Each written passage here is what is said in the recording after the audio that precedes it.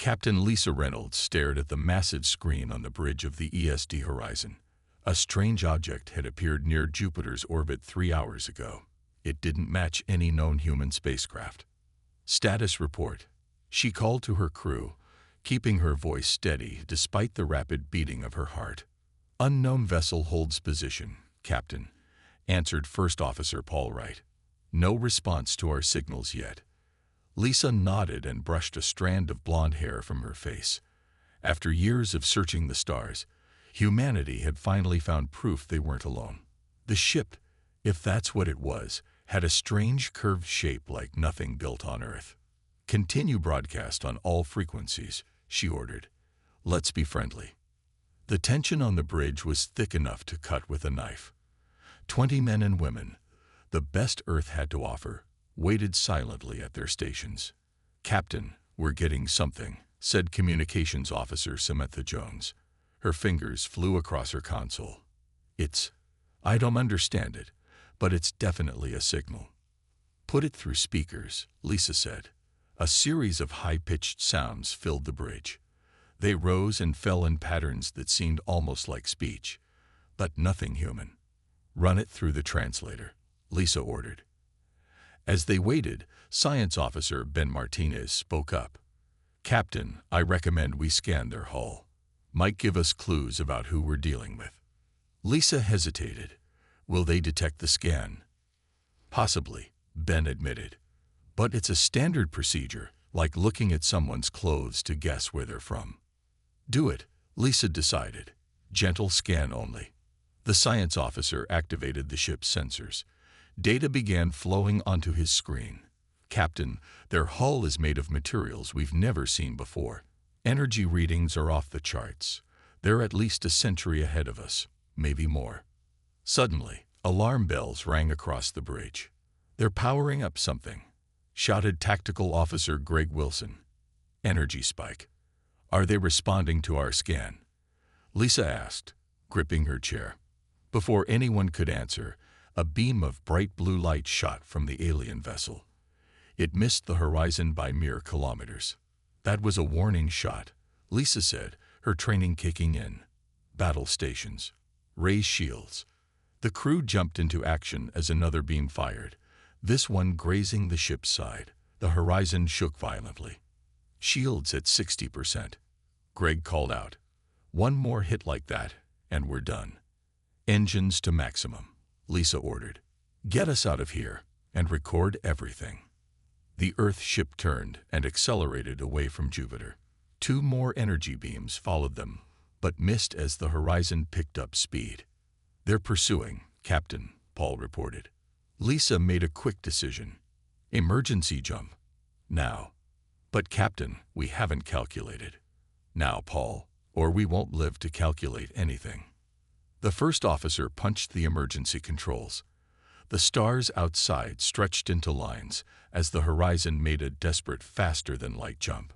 Across space on the alien vessel, Commander Zex Varen watched the human ship disappear. Track them, he ordered his crew in the clicking language of the Valorians. Impossible, Commander, his sensor officer replied. Their jump was chaotic. They could be anywhere within 50 light years. Zex Varen's 4 eyes narrowed. These humans are more dangerous than we thought. Their ship targeted our power core with scanning weapons. Had they fired, we would have been destroyed. Shall we pursue? No, the commander decided. We must report to the council. The humans clearly possess advanced technology and hostile intent. They scanned our weakest points before fleeing. Classic predator behavior. He touched a communication panel. This is Commander Zex Varen to Galactic Council. First contact with species designation human has resulted in hostile action. They attempted to target our critical systems before retreating.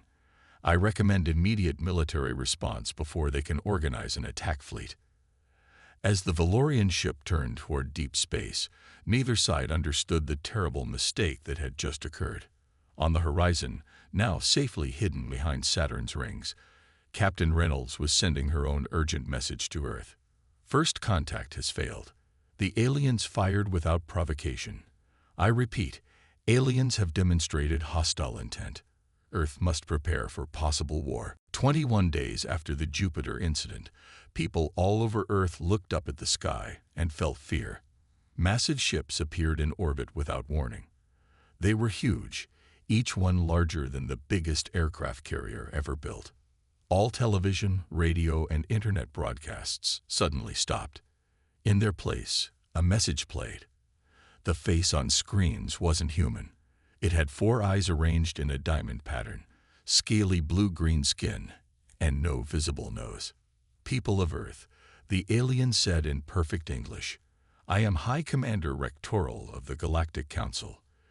Your unprovoked attack on our peaceful research vessel near your gas giant has been documented and judged. After reviewing your species' history of violence and your dangerous technological development, the Council has declared formal war against humanity." In Washington, D.C., newly appointed Defense Secretary Alan Miller watched the broadcast with a grim expression. He sat in a crowded emergency meeting room deep beneath the Pentagon. Military leaders, scientists, and government officials filled every seat. "They're lying," said Captain Lisa Reynolds, who had been rushed to Earth after her encounter. "We never fired on them. They attacked us first." Secretary Miller nodded. "Unfortunately, they're the ones with the bigger guns right now." He turned to the room. "Options, people. I need options." As if to demonstrate their power, the alien armada shot down every military satellite in orbit within 5 minutes. Communications across the globe became chaotic. "Sir," said a young woman sitting near the back of the room, "I think I might have something." All eyes turned to her. "This is Dr. Olivia Winters," Miller introduced her, "our top physicist from NASA." Olivia stood up and walked to the front of the room. She had dark skin, curly black hair, and wore simple clothes that looked like she'd slept in them for days. During the Jupiter incident, the ESD Horizon recorded data about the alien ship, including their communication signals, she explained. She kept her words simple even though she could have used complex terms. "I've been studying them, and I found something interesting." She played a recording of the alien language. It was full of clicks and high-pitched sounds. "Their language works differently than ours," she continued. "They communicate with sounds and electromagnetic pulses simultaneously. When Captain Reynolds sent standard scan signals to study their ship, the aliens might have interpreted it as an attack message." Former Marine Corps General Jack Howard spoke up. "You're saying this whole war is based on a misunderstanding?" "It's possible," Olivia said. "More importantly, I've figured out how their communication technology works. If we can adapt our systems, we might be able to disrupt their coordination." Secretary Miller was about to respond when an aide rushed in. "Sir, the aliens are broadcasting again." The screen showed the 4-eyed alien commander again. "As demonstration of our power, we have neutralized your orbital weapons platforms. You have 24 Earth hours to surrender unconditionally. After that time, we will begin planetary operations." When the message ended, the room erupted in voices. Miller raised his hand for silence. "Dr. Winters, how quickly can you adapt your findings into something useful?" "With a proper team. Maybe 48 hours, she answered. "You have 24, Miller said. "General Howard, I want our remaining forces scattered and hidden. Operation Scattered Thunder is now active. If these aliens want a ground war, let's make it as difficult as possible for them." General Howard nodded. He was a tall man with gray hair and a face that had seen too many battles.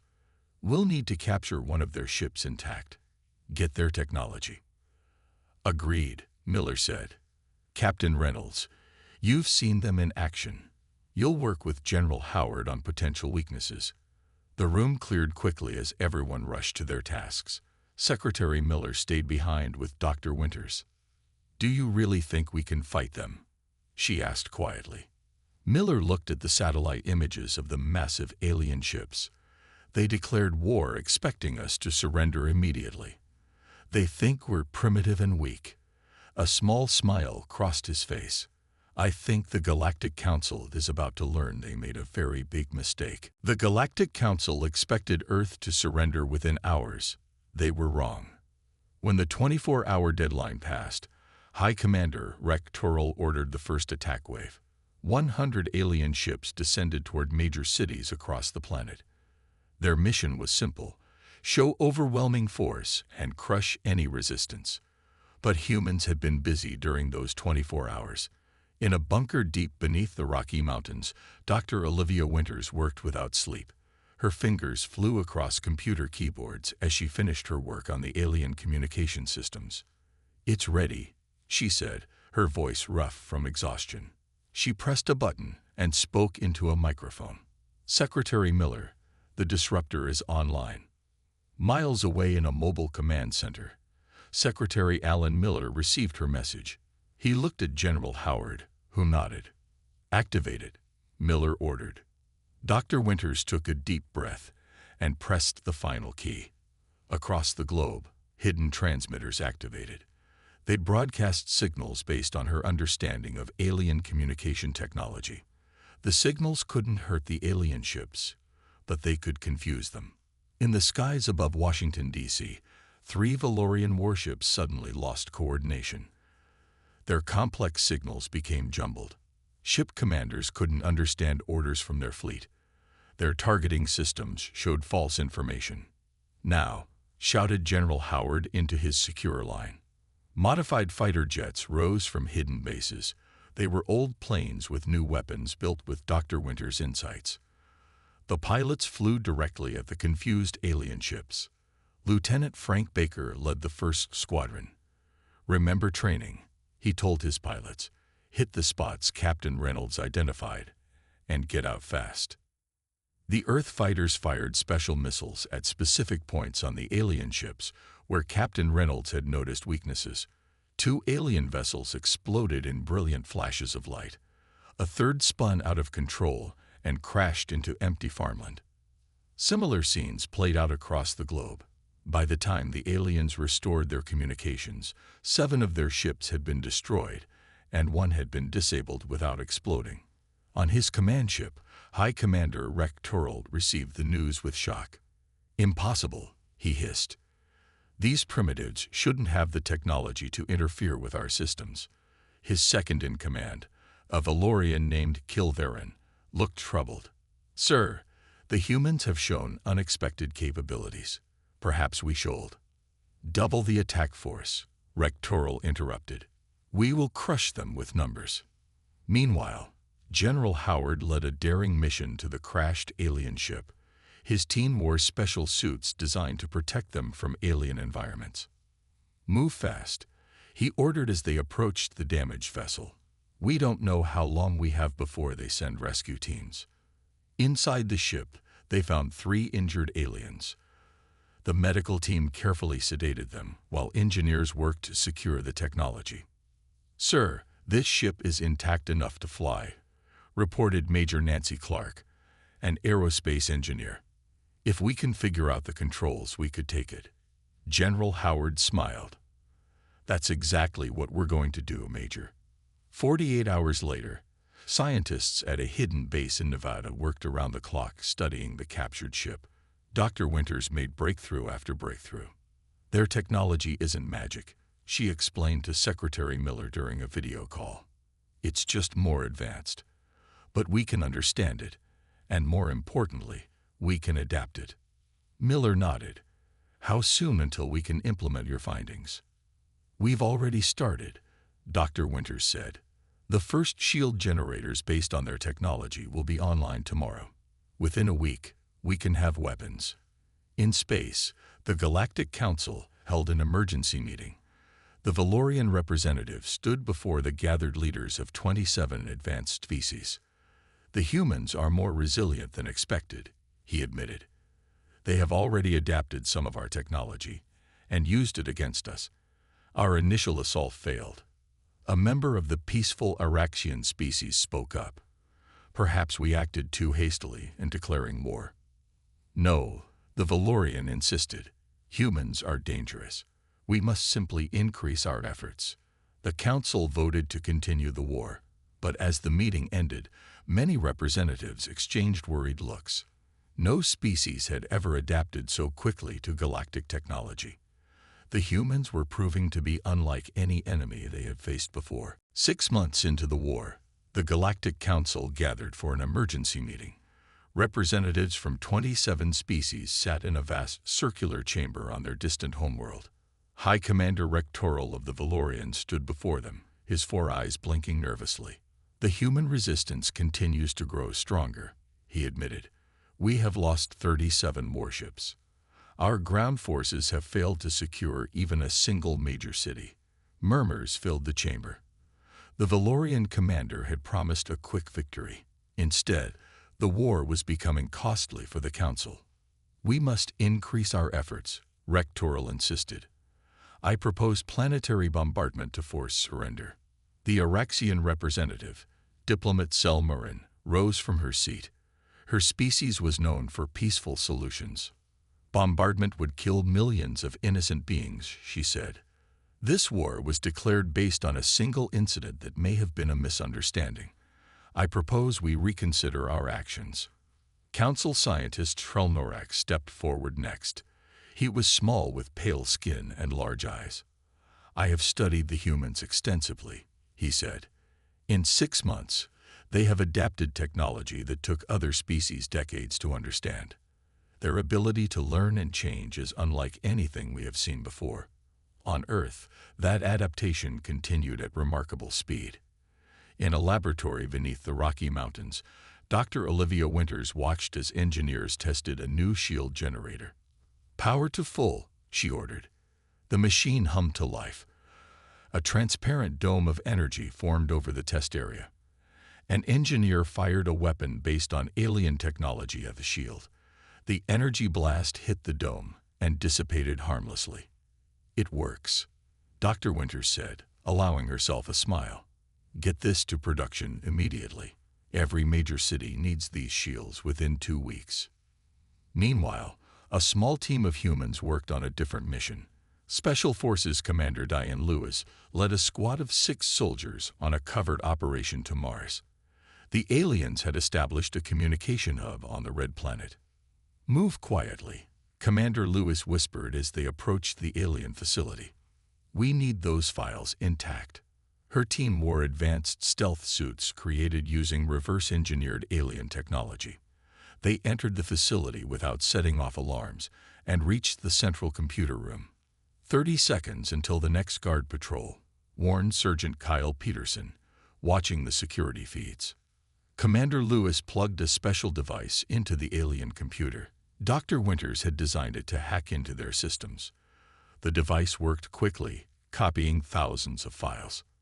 "Got it," Lewis said as the download completed. "Let's move." Her team escaped without being detected and returned to their hidden ship. As they traveled back to Earth, Lewis reviewed some of the stolen files. "This can't be right," she said, staring at the translated documents. "According to these records, the entire war started because they misinterpreted our scan signals as weapon targeting. We never fired on them." Back at the Galactic Council meeting, the debate grew heated. "The humans have pushed back every attack," said a representative from the Dulari species. "Perhaps we should reconsider this war." "Impossible," Rectoral shouted. "To back down now would show weakness. The Valorian Empire never shows weakness." Now the truth became clear to many council members. This war wasn't about defending against human aggression. It was about Valorian pride. "The council must vote," demanded Sel Murin of the Araxians. "Do we continue this costly war or seek peace?" Before a vote could happen, an aide rushed into the chamber and whispered to Rectoral. The Valorian commander's face showed shock. "Humans have breached our communication hub on their 4th planet," he announced. "They have stolen classified documents." Fear spread through the council. If humans had those documents, they would know the war was based on a mistake. The council would lose all credibility. "We cannot stop now," Rectoral insisted desperately. "We have gone too far to admit error. I propose we authorize use of the Stellar Hammer." Many council members gasped. The stellar hammer was a super weapon capable of destabilizing a star. "You cannot be serious," Selmarin said in horror. "That would destroy their entire system." "It may be our only option left," Rectoral replied darkly. Secretary Alan Miller stared at the stolen alien documents that Commander Lewis had brought back from Mars. The evidence was clear. The entire war had started because of a translation error. Humans had never fired first. "We need to use this," he said to the group gathered in the underground war room. "Not just militarily, but diplomatically." Captain Lisa Reynolds nodded in agreement. "The Council isn't united. Some of them don't want this war." "Then let's give them a reason to stop fighting," Miller said, "and push the ones who won't stop back out of our solar system." Over the next 2 weeks, Earth launched its first major counteroffensive. The newly formed Earth Defense Fleet, led by Captain Reynolds, included 20 ships fitted with reverse-engineered alien technology. They weren't as advanced as the Council vessels, but they had one advantage: unpredictability. "All ships report ready, Captain," said First Officer Paul Wright aboard the flagship PSD Defiance. "Begin Operation Homecoming," Reynolds ordered. The Earth fleet jumped into space near Jupiter, where a large alien force had gathered. The sudden appearance of human ships caught the aliens by surprise. "Target their communication systems first," Reynolds commanded. "Then weapons. Remember, disable, don't destroy if possible." Human ships fired specialized disruptors designed by Dr. Winters. The alien vessels lost coordination as their systems failed. "Now the boarding teams," Reynolds said. Smaller craft launched from the Earth ships. They carried soldiers trained by General Howard in zero-gravity combat. They forced their way onto the disabled alien vessels and captured them with minimal casualties on both sides.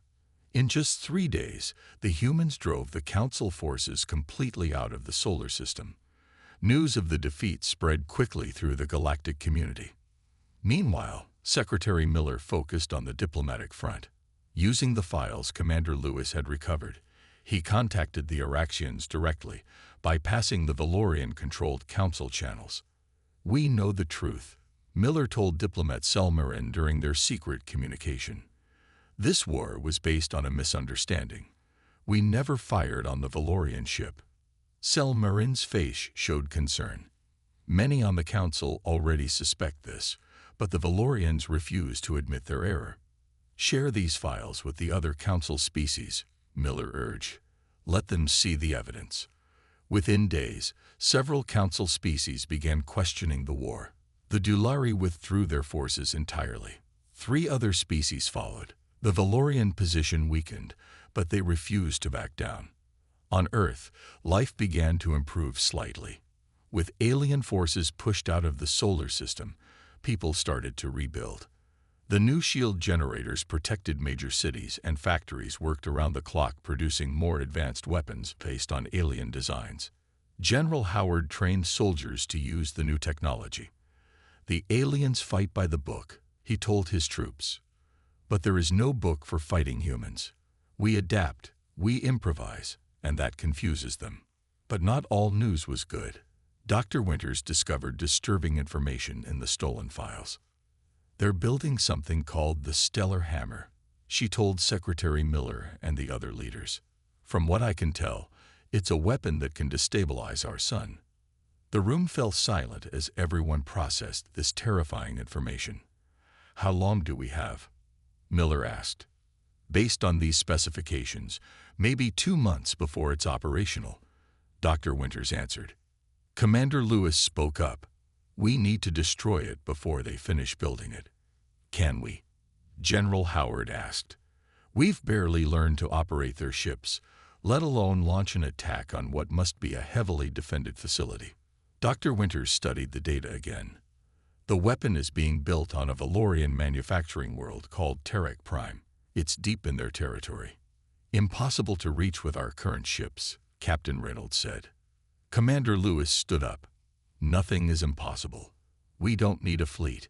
We need a small team to infiltrate the facility." "A suicide mission," General Howard said quietly. "Maybe," Lewis admitted. "But what choice do we have?" If that weapon fires, Earth dies. Secretary Miller looked around the room at the determined faces of Earth's defenders. Commander Lewis, assemble your team. You have my authorization to do whatever it takes to stop that weapon. As the meeting ended, Miller received an encrypted message from diplomat Selmarin. Several more species are withdrawing from the conflict. The Council is fracturing. But the Valorians grow desperate. Be careful. Commander Diane Lewis studied the holographic map of the Valorian manufacturing world, Terek Prime. The Stellar Hammer facility stood in the center of a heavily guarded complex.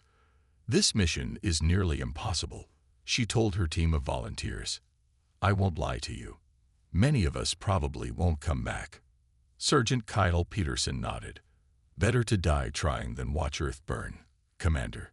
5 other soldiers stood with them. All were veterans who had fought aliens on Earth. All had volunteered knowing the danger. We leave in 6 hours, Lewis said. Get some rest. As her team prepared, Dr. Olivia Winters worked on final adjustments to their equipment. These stealth suits are better than the ones you used on Mars, she explained to Lewis. They bend light around you and mask heat signatures. But they're not perfect. Stay in shadows and move slowly. Lewis picked up a small device from the workbench. And this. That downloads their data faster than the Mars version, Dr. Winters said. But I've added something extra.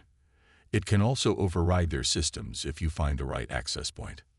Meanwhile, Earth received an unexpected message. Diplomat Selmarin of the Araxians had risked her position to send critical information. The Valorians plan to launch the Stellar Hammer in 3 weeks, not 2 months, she warned. Most Council species now oppose this weapon, but we cannot stop the Valorians directly without starting a civil war. Secretary Miller immediately called Captain Reynolds. Your fleet needs to create a diversion. Draw attention away from Terek Prime when Lewis and her team arrive. Understood, Reynolds replied. We'll make enough noise that every Valorian ship will come running. 3 days later, Commander Lewis and her team traveled aboard a captured alien scout ship. They wore Valorian uniforms taken from previous battles.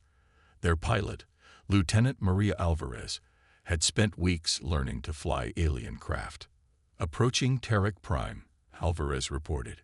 Sending Valorian identification codes now. Everyone held their breath as they waited for the response. Codes accepted, Alvarez finally said. We're cleared to land at Outpost 7. It's 3 miles from the main facility. Perfect, Lewis said. Far enough to avoid close inspection, close enough to reach our target. The small ship landed without incident. Lewis and her team disembarked, wearing their disguises. Lieutenant Alvarez stayed with the ship, ready for a quick escape. Remember, act confident, Lewis told her team. Valorians respect authority and rarely question orders. They commandeered a ground transport and drove toward the facility. At the outer gates, Lewis presented forged documents. Security inspection, she told the guard in the Valorian language. Dr. Winters had created a translation device that made their speech sound authentic. Council orders. The guard hesitated, then nodded and let them pass. Inside the compound, they switched to their stealth suits and moved carefully toward the central building. This is too easy, whispered Sergeant Peterson. He was right. An alarm suddenly blared across the facility. Intruder alert. Human presence detected. They must have improved their scanners, Lewis said. Run. The team sprinted toward the central building as Valorian guards appeared from all directions. Weapons fire erupted around them. Private Sam Foster fell first, hit by an energy blast. Corporal John Rivera pushed Lewis out of the way of another shot, taking it himself. Keep going, Lewis ordered the survivors. As they reached the main building, Captain Reynolds launched her diversion light years away. The Earth fleet attacked a Valorian outpost near Jupiter, drawing attention and forces away from Terek Prime. Lewis and her 3 remaining team members fought their way to the central chamber where the Stellar Hammer's core gleamed with strange energy. Set the charges, she ordered Sergeant Peterson. We'll blow it to pieces. Peterson examined the weapon's core. "Commander, look at this. It's the same technology as our jump drives, but much more advanced." Lewis studied it and made a split-second decision. Change of plans. We're not destroying it. We're stealing it. "What?" asked Private Lucy Garcia. "That's not the mission. The mission is to stop them from using it against Earth," Lewis replied. "If we take the core technology, we accomplish that and gain something valuable." As alarms continued to sound, Lewis plugged in Dr. Winter's device. "Download everything about this weapon. Then help me disconnect the core." Outside, more Valorian forces converged on the facility. Time was running out. In space, news of the attack spread through the Galactic Council. More species formally withdrew from the war, leaving the Valorians increasingly isolated. But the proud warriors refused to surrender, now driven by rage and fear of the rapidly advancing humans. Commander Diane Lewis and her 2 surviving team members raced through the Valorian facility. Sergeant Kyle Peterson carried the stolen core of the Stellar Hammer, while Private Lucy Garcia provided cover fire against pursuing guards. "Lieutenant Alvarez, prepare for emergency pickup," Lewis said into her communicator. "We have the package, but the whole base is after us." "I'll be at the North Gate in 3 minutes," came the reply. The humans ran faster as more alarms sounded throughout the complex. The Valorians had never expected anyone to steal their super weapon rather than destroy it. 200 yards to the gate, Lewis told her team. "Don't stop for anything." As they approached the exit, a squad of Valorian elite guards blocked their path. Lewis didn't hesitate. She threw a special grenade developed from alien technology. Instead of an explosion, it created a gravity distortion that pulled the guards off their feet. "Now," she shouted. The team rushed past the confused aliens and burst through the gate. Lieutenant Alvarez waited in the stolen scout ship, engines running. "Hurry." Lewis and her team jumped aboard. Seconds later, the ship lifted off as energy weapons fired from below. "Get us to the jump point," Lewis ordered, "and send the success code to Captain Reynolds." Across the galaxy, Captain Reynolds received the message on the bridge of the ESD Defiance. Her diversionary attack had drawn significant Valorian forces away from Terek Prime. "Commander Lewis has the package," she announced to her crew. "Begin Phase 2. All ships, prepare to return to Earth." The Earth fleet disengaged from battle and made synchronized jumps before the Valorians could respond. By the time the aliens realized what had happened, Reynolds and her ships were long gone.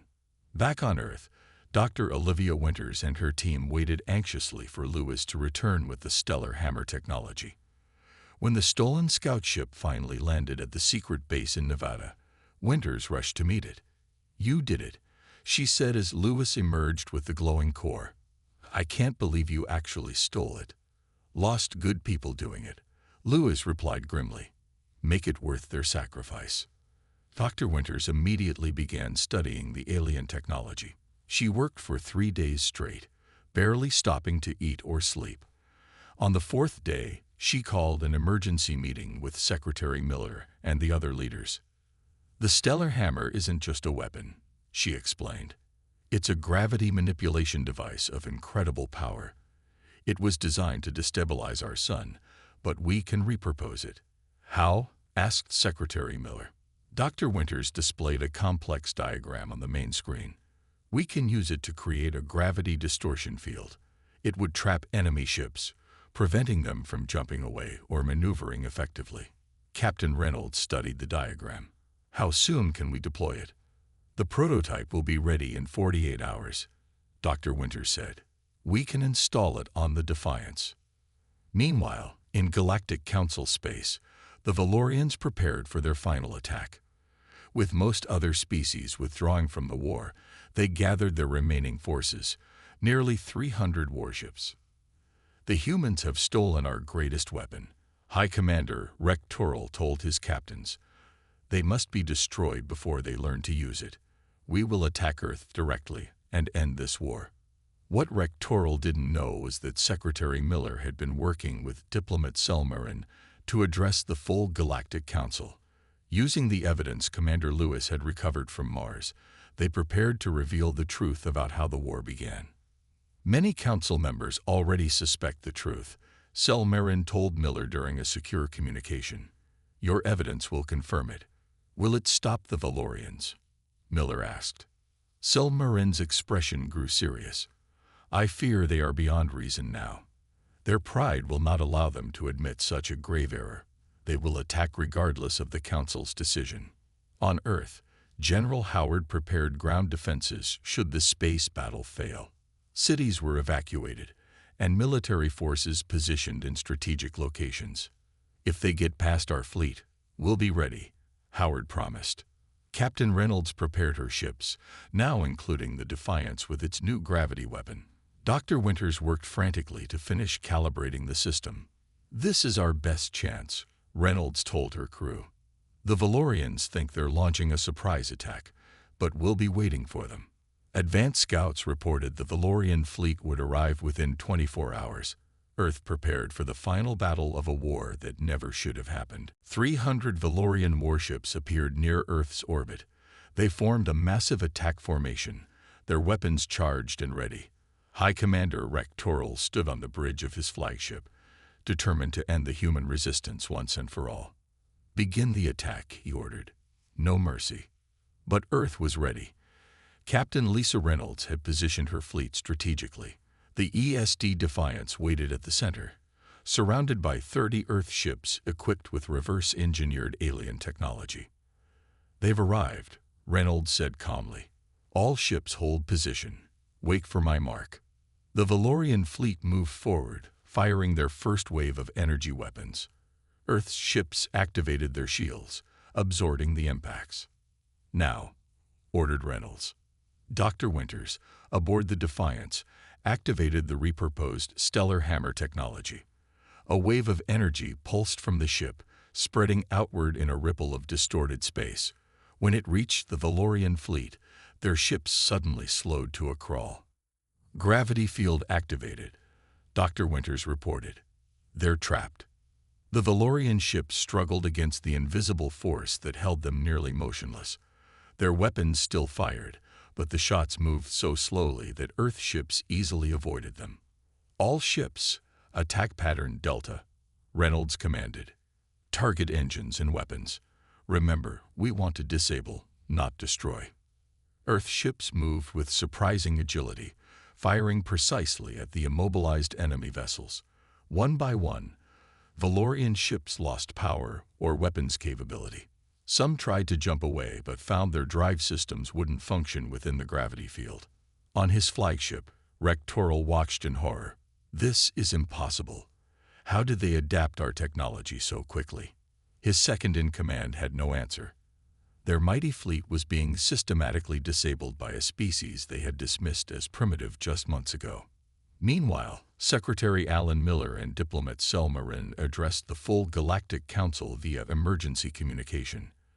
Representatives from all 27 species watched as Miller presented the evidence. This war began because of a simple misunderstanding, Miller explained. Our scans were mistaken for targeting systems.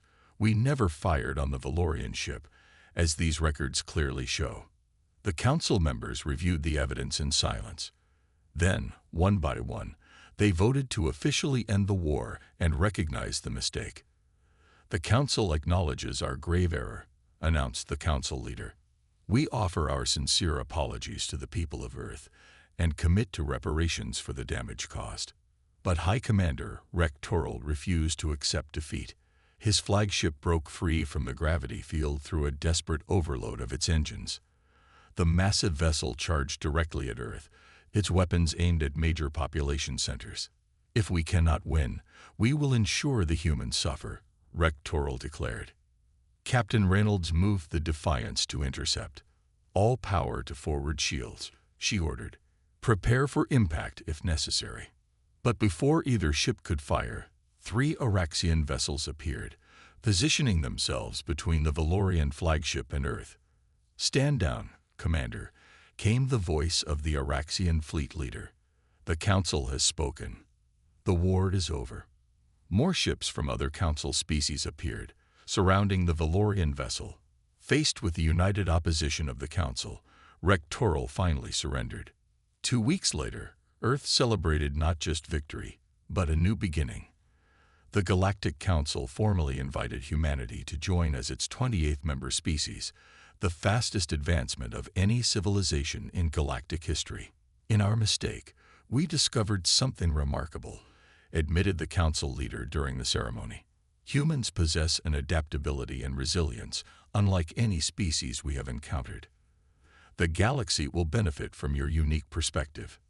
Secretary Miller accepted the invitation on behalf of Earth. Dr. Winters led the new Earth Alien Technology Exchange Program, while Commander Lewis established the first human embassy on the Council homeworld. Captain Reynolds received command of a new ship, the ESD Ambassador. As she looked out at the stars from the bridge, she reflected on how far humanity had come in less than 2 years, from an isolated planetary civilization to a respected galactic power. "Ready for our first official diplomatic mission, Captain?" asked First Officer Paul Wright. Reynolds smiled. "Set course for the Araxian homeworld. It's time we properly introduced ourselves to our new neighbors." As the ambassador jumped to faster-than-light speed, the stars streaked past in brilliant lines. Humanity had found its place among them, all because some aliens had made the mistake of underestimating Earth.